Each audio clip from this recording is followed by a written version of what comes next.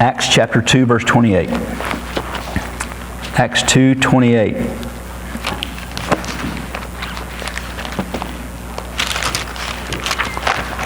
I don't hear many pages turning. Now some of you are just going. That's Janice. She's shaking her Bible. Acts 2:28. You have made known to me the paths of life. You fill me with joy in your presence. Go back to that Psalm 16:11 because that answers another one. This one's a little closer to home for some of us. And again, I'm just hitting the high points here. Okay, this is not an exhaustive. You're not going to walk out of here going, "Wow, I feel better now. Man, I got all the answers." I'm just trying to just show you a little bit. It's like, okay, here's where to start, and you start digging in that thing yourself. Work it out. See, I told one of my kids this week, kind of in a scolding way. I wasn't swinging too high, but it was like Jesus used this parable about a man went out in this field and he found this treasure. And so he went and sold all that he had to buy the field. See, here's the deal. We want the treasure, but we don't want to buy the field. We want a good marriage, but we don't want to work really, really, really hard to get it done. We want to have awesome children who love their mom. Where are you? There you go. Oh, yeah, we want to have these awesome children that love their parents. I'm playing with you, honey. But we don't want to buy the field. We let somebody else do it. We send them to Sunday school. We send them to school. We send them. I'm not knocking any one of those, okay? But we send them others, and then it's like we wonder, God, why aren't they doing? It's like we want the treasure. We don't want to pay for the field. It's the same way spiritually sometimes. We want a great walk with Jesus, but we don't want to buy the field with our time. We don't want to buy the field of studying our Word or fasting or getting up early and praying or whatever it is. We've got to buy the field spiritually. Okay? So, Psalm 16:11 again. You have made known to me the path of life. You fill me with joy in your presence. See, sometimes most of us get really sad. Some of us, many of us, deal with the blues, depression. Certain things trigger it. Some of us stay in it a day, some a week, some longer. There are those that are really, really real. Okay, by the way, when I'm up here like goofing around with this to make a point, I am not mocking what we feel. Remember we talked about last week, God put the swing in motion. He made us to feel these things. You cannot beat yourself up for feeling worried. So if you heard that, you heard wrong. Or I said it wrong. Could be me. So I'm not going, don't ever worry again. You're not, just do these 3 steps and by golly, you're going to be Brother Lawrence. And 300 years from now, somebody's going to be reading about Janice Dixon. To practice the presence of God like Janice Dixon. That's not what I'm saying. But because this is real, so I'm not making light of things. All right? I'm not making light of sadness and depression. I know it's real. And yet there's an answer for that. They're practicing, moving, taking one link today. I'm one link closer. Yes, thank you, God. It's like if we don't go from the seat to the deal at the top in one day, we think, oh God, it's going to be the rest of my life. No, listen, one link today. Okay? So when I'm sad, when I'm blue, when I'm depressed, you fill me with joy. Where? In your presence. There's joy in the presence of God.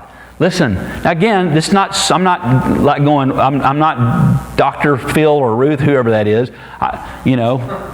I'm not making fun of them. So I'm not saying I'm like this scholar. What, Denise? Well, okay.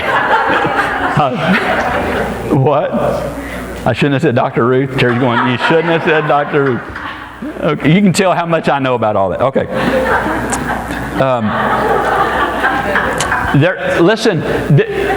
There is joy in the presence of God. If there is absence of joy in your life, and there is joy in the presence of God, guess what you got to do?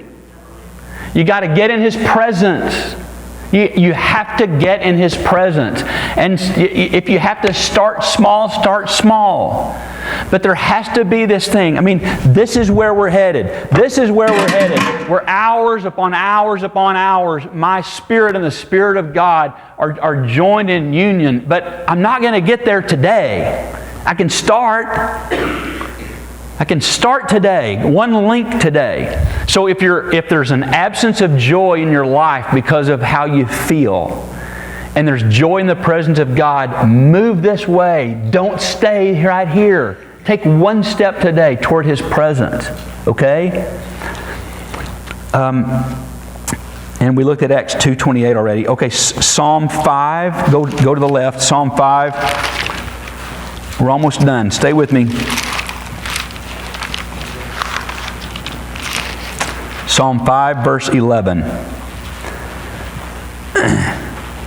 But let all who take refuge in you, right there, but let all who take refuge in you be glad. Let them ever sing for joy.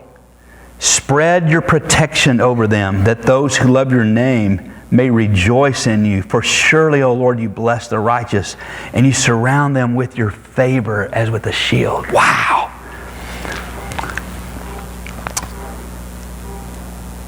Psalm 21:6 says, and He made him glad with the joy of His presence.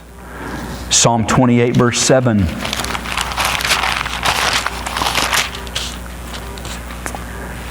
The Lord is my strength and my shield.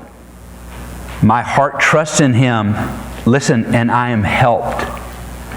My heart leaps for joy, and I will give thanks to Him in song as I press in. Okay? Psalm 43.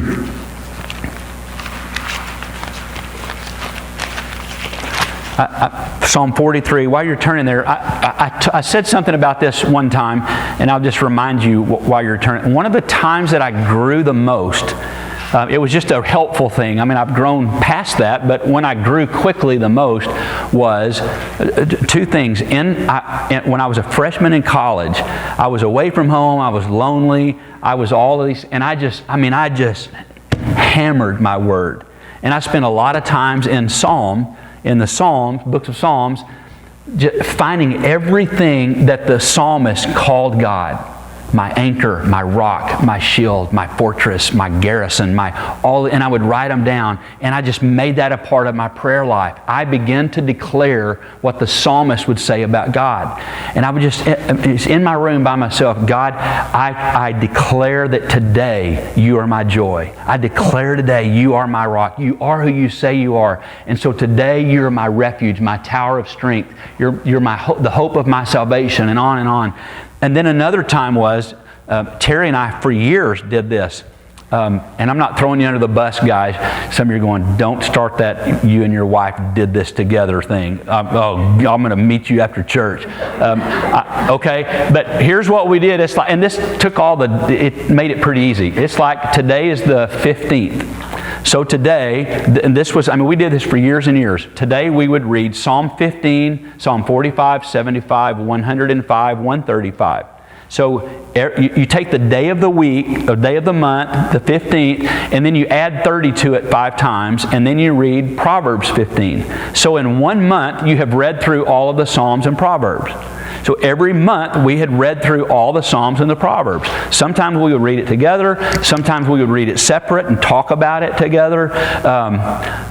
Okay, this one, the guys, okay, don't freak out, and we would pray together. Whoa, okay, whoa, stay with me. And here's what worked for us. I mean, I know that there are some of you, Brother Lawrence is in here, that you and your wife are going to go home and get on your knees and stay there all day long and just pray. I can't do that. But what we would do is we would walk.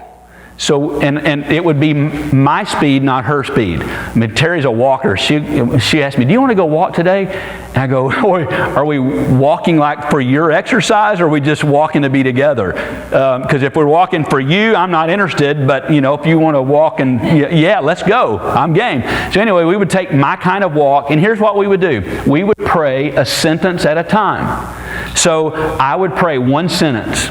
And then Terry would pray one sentence. And then I would pray one sentence. And Terry would pray one sentence.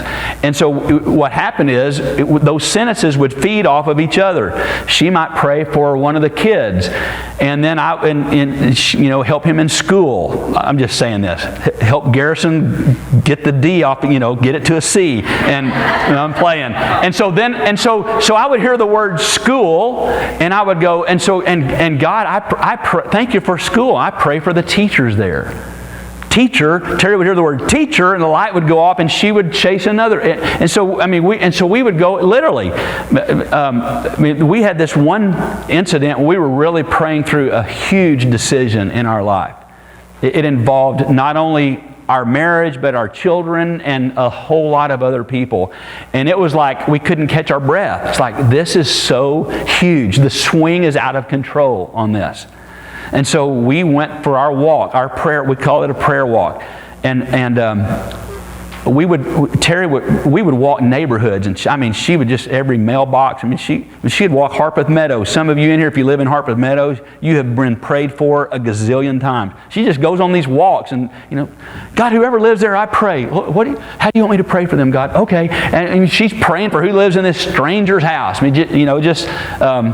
anyway, we were trying to work through this really important decision, and so we went for a walk. Our little sentence back and forth, tap out kind of prayer thing, and we were gone a long time, and because the one sentence led to another, and finally we get back to where we were staying at these friends' house, and I go, I'm going to get in the car and see how far we walked. Because we walked 8 miles. This thing was so hard, we had to pray. It's like, we did 8 miles. Oh, I don't have to walk for a long time now. I can do that with your eyes closed. Oh, good grief. For those of you that didn't hear it, Eric goes, how did you do that with your eyes closed? You don't have to pray with your eyes closed. Okay. Psalm 43, verses 3b through 5. Watch this. Let them bring me to your holy mountain, to the place where you dwell. Is this right? Yeah. Then, okay, to the place where you dwell. To the place where you dwell. Okay, that's what you're thinking. To the place where you dwell. Then I will go to the altar of God, to God, my joy and my delight. Okay, we're talking about this whole sadness, blues, depression. God, you are my joy. God, you are my joy. And as I go into your presence, as I go to your altar, as I go to where you are, God, I declare that you today are my joy. I'm one link closer. God, you are joy. You are joy, and your presence is joy. You are joy, and you fill with joy. And so, God, I come here now. Would you fill me with your joy? The kind of joy that is not based on how I feel. It's not based on what people say or think about me. It's not based on what's happening in my life right now that's causing me this depression. God, your joy doesn't move, it doesn't fade, it doesn't shrink back because of a certain circumstance. The Bible says that the sea around the throne of God is a crystal sea. It's not making waves, there's no ripples. God is not wringing His hands over my life going, oh, how am I going to get him out of this? God is in control. He's on time. He's on schedule. God doesn't do this because I do. He's on time and he's on schedule. What is that saying about it's a sign we saw. Something about your... what? No. Okay. Something about my whatever... I'm sorry. Your part doesn't constitute. Yeah, say it again, Daryl. Thank you. Great minds think alike. Yes, sir. The lack of planning on your part doesn't constitute an emergency on my part. Yeah. The lack of planning on your part does not constitute an emergency on my part. Yeah. Okay. That's exactly what I was talking about. Okay, Psalm 30.